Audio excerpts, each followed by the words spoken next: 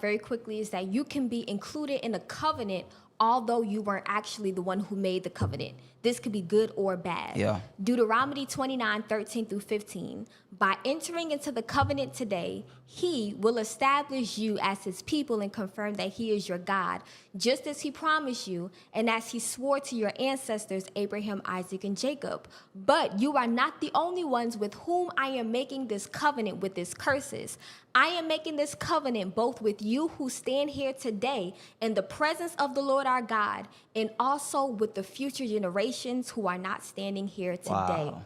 So this is Moses speaking, and Moses is like, listen, God is making this covenant not just with you guys, but for the future generations who are not even here yet. Wow. So there can be fake pastors, fake men and women of God who are going to altars, and the spirit that they're coming into covenant with is saying, it's not just you I'm making a covenant with, it is everybody who becomes a member of your church. Yep. And this is also generational, And right? your so every member in the church plus their children. Mm-hmm.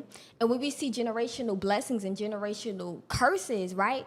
Somebody who really loved and served God, their whole generation is blessed. Up to 1,000 generations, they didn't have nothing to do with it. But generational curses as well. People who went to altars and idolatry and served other gods, up to the 3rd and 4th generation will be cursed, even though they had nothing to do with it. Yep. Okay? So you got to be careful with that. Also, very briefly, people can deceive you into a covenant to benefit themselves. And we're not going to go through all of this, but it's in Joshua chapter 9.